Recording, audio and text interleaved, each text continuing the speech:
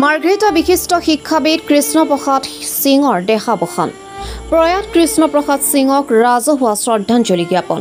Margherita public উচ্চতৰ মাধ্যমিক বিদ্যালয়ৰ অৱসৰপ্ৰাপ্ত অধ্যক্ষ দক্ষ প্ৰশাসক শিক্ষাবিদ কৃষ্ণপ্ৰসাদ সিঙৰ আজি পুৱা ইহলীলা সম্বৰণ কৰে। তেখেতৰ মৃত্যু খবৰ লাভ কৰাৰ পিছতে মাৰ্ঘেৰিটা অঞ্চলৰ গুণমুগ্ধই তেখেতৰ বাসগৃহত ভিৰ কৰেহি।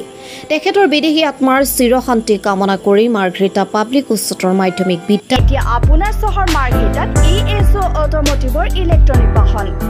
মাৰ্ঘেৰিটাৰ হনুমান মটৰ্ছত 2চকীয়া আৰু 3চকীয়া ইলেক্ট্ৰনিক বাহনৰ কেইবাটাও মডেল উপলব্ধ। যিকোনো বাহনত সহজ ফাইনেন্সৰ ব্যৱস্থা। আজি ক্ৰয় কৰক আপোনাৰ মন পচন্দৰ ইলেক্ট্ৰনিক বাহনখন। আমাৰ যোগাযোগ নম্বৰ হৈছে 7002089176। নম্বৰটো আকৌ কৈছোঁ 7002089176। বিদ্যালয়ত এক ৰাজহুৱা শ্ৰদ্ধাঞ্জলি জ্ঞাপন কৰাৰ লগতে তেখেতৰ নশ্বৰ দেহক লৈ এক শোভাযাত্ৰা উলিওৱা হয়। উক্ত অনুষ্ঠানত উপস্থিত থাকি মাৰ্ঘেৰিটা অঞ্চলৰ বিভিন্ন দল সংগঠন প্ৰাক্তন ছাত্ৰ উপৰিও ব্যক্তি বিশেষে শ্ৰদ্ধাঞ্জলি জ্ঞাপন কৰে। ইয়াৰ পিছতে তেখেতৰ নশ্বৰ দেহ উত্তৰ মাৰ্ঘেৰিটা ৰাজহুৱা শ্মশানত দাহ কৰা হয়। তেখেতৰ মৃত্যুত বৃহত্তৰ মাৰ্ঘেৰিটা অঞ্চলত শোকৰ ছাঁ পৰা পৰিলক্ষিত হৈছে। মাৰ্ঘেৰিটা বিধায়ক ভাস্কৰ শৰ্মাই তেখেতৰ মৃত্যুত গভীৰ শোক প্ৰকাশ কৰাৰ লগতে শোক সন্তপ্ত পৰিয়ালবৰ্গলৈ গভীৰ সমবেদনা জ্ঞাপন কৰি এনেদৰে মন্তব্য প্ৰকাশ কৰে। হয়, অত্যন্ত দুখৰ কথা। সমাজ সেৱকে নহয়, তেখেতে মাৰ্ঘেৰিটা টাউন হাইস্কুল প্ৰতিষ্ঠা কৰিছিলে। তাৰপিছতে higher secondary Margherita public higher secondary স্কুলত প্ৰিন্সিপাল হৈছিলে। আমি তেখেতৰে ছাত্ৰ। আজি সঁচাকৈ বৰ ভাল এজন মানুহ আমি আমাৰ মাৰ্ঘেৰিটা সমাজৰ পৰা হেৰুৱালোঁ। তেখেতৰ যিখিনি অৱদান মাৰ্ঘেৰিটা ৰাইজে বা মাৰ্ঘেৰিটা ছাত্ৰ ছাত্ৰীসকলে যিসকলে পাইছিলে, অত্যন্ত আমি মৰ্মান্বিত তেখেতৰ আজি দেহাৱসানটোক লৈ পেলাই। গতিকে তেখেতৰ বহুত দিহা পৰামৰ্শ লৈ পেলাই আমি আগবাঢ়ি গৈছিলোঁ, সমাজখনক আগুৱাই নিছিলোঁ। গতিকে তেখেতৰ গোটেই থাকক, আমাক ওপৰৰ পৰা আশীৰ্বাদ দি থাকক। তেখেতৰ পৰিয়ালকো মই সমবেদনা জ্ঞাপন কৰিছোঁ আৰু তেখেতে ওপৰত থাকিও যাতে আমাক আশীৰ্বাদটো আগবঢ়াই থাকে। গতিকে বিশেষ ক'বলৈ কোনো দুখৰ কথা। সমভাৱী হ'বলৈ পাই পেলাই ভালে পালোঁ। মই এতিয়া আহি পাইছোঁ, ৰাতিপুৱা 11টা বজাত গম পালোঁ। আহোঁতে অলপ দেৰি হৈ গ'ল, তথাপি শ্মশানতে আহি পালোঁ। গতিকে বাকী আগলৈ চাওঁ খাম। আজি মাৰ্ঘেৰিটাবাসী আচলতে এজন অভিভাৱক হেৰুৱালে।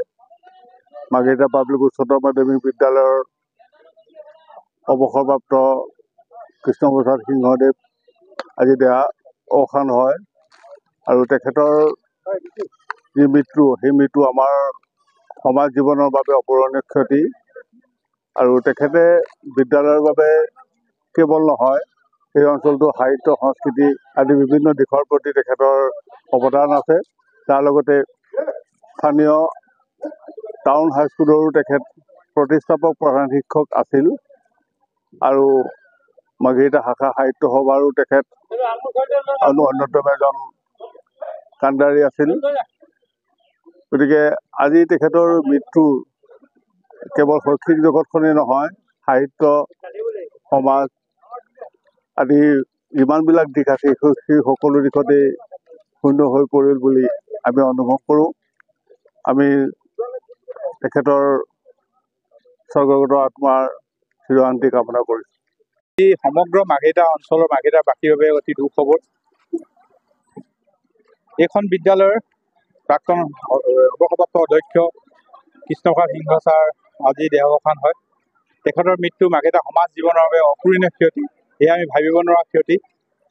তেখেত এজন আমাৰ অধ্যক্ষই নাছিলে, তেখেত আমাৰ এজন অভিভাৱক আছিলে, মাৰ্ঘেৰিটা অঞ্চলৰ এজন অভিভাৱক আছিলে, খুব বলিষ্ঠ তেখেত অভিভাৱক আছিল।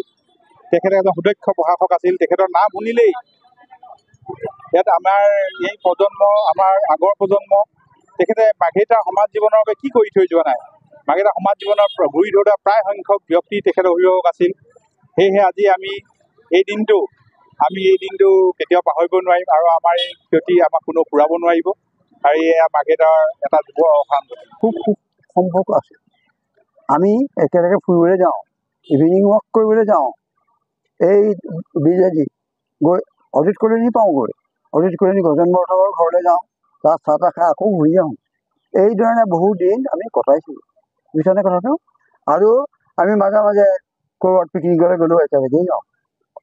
এইটো আমাৰ আৰু স্কুলত খেলা ধূলা এইবিলাক থাকিলে তেখেতে কোপাৰ্ট কৰে আমাক, আমি ভাল পাওঁ মনতে, আৰু আমাৰ সহযোগিতা সদায় কামনা কৰে।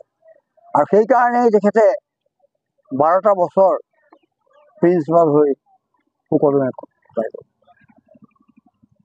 গতিকে অৱশ্যে তেওঁ আহি 1956ত স্কুলত সোমালে, আৰু মই 1955ত স্কুলৰ পৰা ওলাই গ'লোঁ আগতে, নহ'লে মোৰ দুখ হৈছে, মই গানে কলেজত নাম পালোঁ।